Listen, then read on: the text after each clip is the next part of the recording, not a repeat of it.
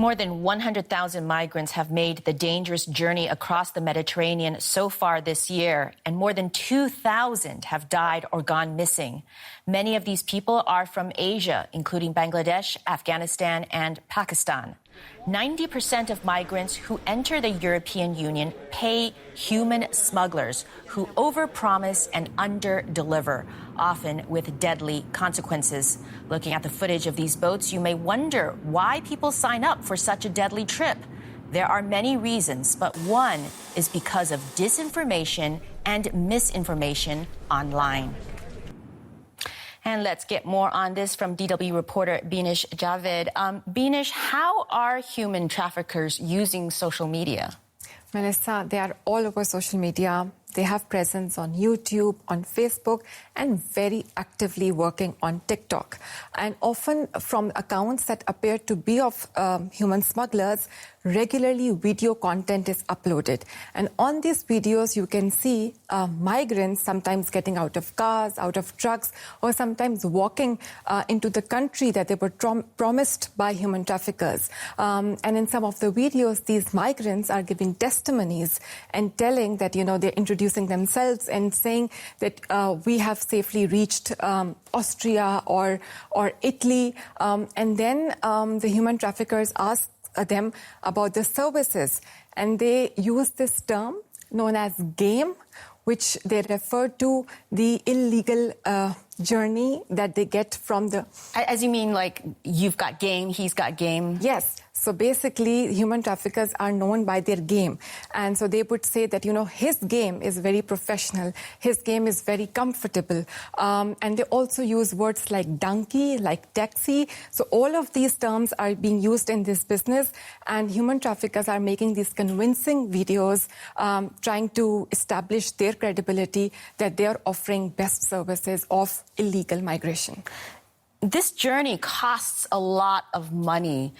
People have to save up for years before they hand over money. I mean, it seems like these smugglers are very convincing then. Yeah, and they make really emotional videos. It's a tactic that they use. Often in these videos, they put Punjabi rap music, and some of the lyrics, for example, I'll give an example. One of the songs that they often use, it implies that you are a man if you cross border. So basically, illegal migration is an act of bravery. Heroism. Yeah, heroism. And one of the songs, another song that they use is...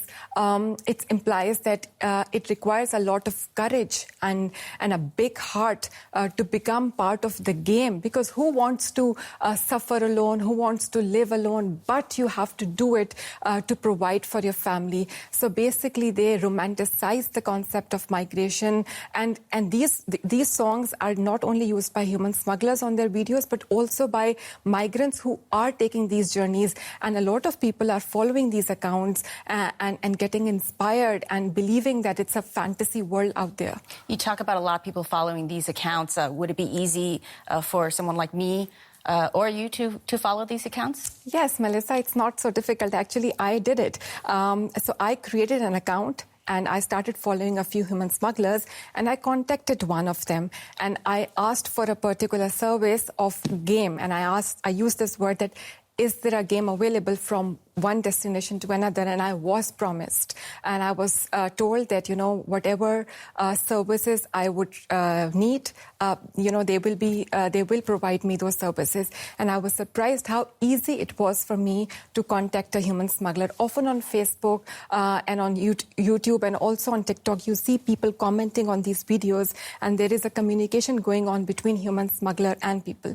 But Melissa, this is only one side of the story, which is very rosy and beautiful, but the reality is a lot of people who take up these journeys, it's a dangerous journey. Thousands of people have died in these journeys, and we cannot forget what happened in June. The ship that capsized off the coast of Greece, hundreds of people died, and more than 350 were from Pakistan, and only 12 survived. Let's have a listen to what one of the survivors told DW about what his situation was when he was being held by human trafficker in Libya. It was a really hard time. The thought of going home came to my mind many times. But then I thought, how would I pay back the huge loan that I had taken? These thoughts prevented me from returning, because the agent said 1.6 million rupees would be deducted right away from anyone who returns. So what's the way to stop this? A crackdown on the human traffickers? I mean, this could be one of the strategies, but I don't think this is the solution. Unless countries like Afghanistan, like Pakistan, and Indian states like Punjab provide economic opportunities to their people, provide job opportunities to their people, I don't think this crisis will end. You can put all the human smugglers, human traffickers into jail, but the demand is such high that there will be more people in the business and who will try to capitalize on people's aspirations, people's dreams to have a better life. I don't see any easy solution of this crisis. Binish Javed, thank you so much for joining us.